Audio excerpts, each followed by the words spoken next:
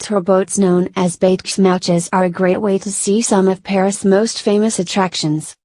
The soaring Eiffel Tower is one of the most visited landmarks in the world. The metro stations in Paris are marked by eye-catching Art Nouveau-style metropolitan signs. The towering Arc de Triomphe can be found at the end of the famous Champs-Élysées. For a beautiful photo op of the Notre Dame, walk along the Petit Point, Cordon Lustiger Bridge. The streets of Paris are as charming as can be. Cobblestone streets, tucked away plazas and family-owned cafes and restaurants are the norm here. When the weather's right, splurge on some alfresco dining. Once the residence of Auguste Rodin, Musée Rodin now showcases the artist's renowned works like The Thinker and The Kiss.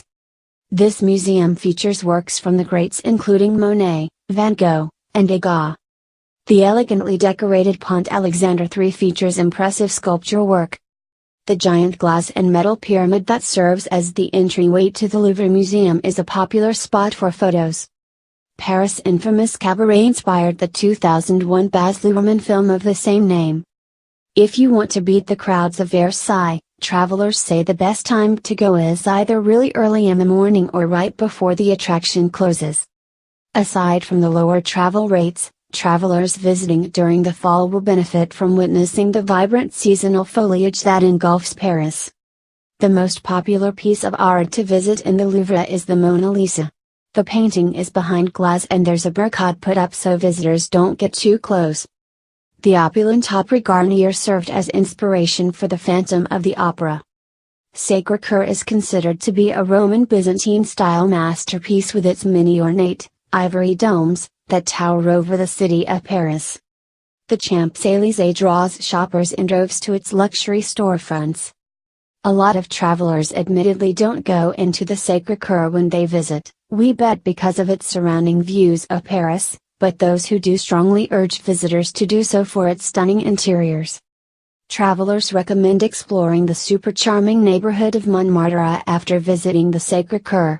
During the day, artists set up shop in Place du Dirt, pictured, to sell art and paint interested patrons. The Sacré-Cœur's location on a high hill means that the landmark can be easily spotted from multiple points in the city, including from inside the Musée d'Orsay. In addition to a beautiful church, Sacré-Cœur is known for being a popular vantage point from its small park. From there, you can panoramic views of Paris as far as the eye can see. Visitors who choose not to venture inside the Palais Garnier were more than satisfied gazing upon its stunning exterior. Paris' famous Père-Lachaise cemetery is huge. Unless you grab a map, you'll probably end up getting lost. Père-Lachaise cemetery is known for featuring elaborate, intricate and often, almost lifelike tombs. Did you know that the Musée d'Orsay is housed inside an old train station?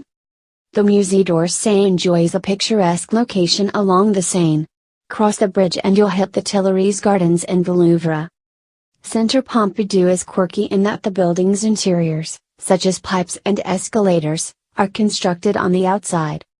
Construction on the Notre Dame Cathedral took 200 years to complete. The cathedral is widely considered to be one of the best Gothic cathedrals of its kind in the world.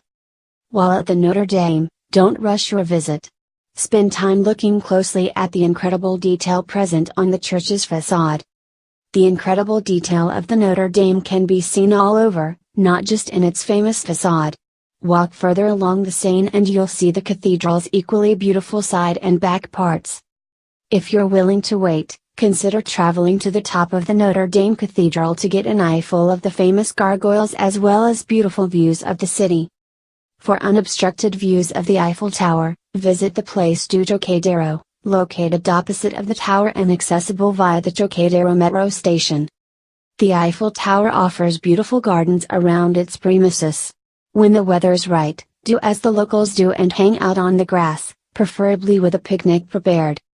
Walk around the 7th and 15th arrondissements of Paris and you'll likely get a picturesque peep of the Eiffel Tower in between the neighborhood's buildings.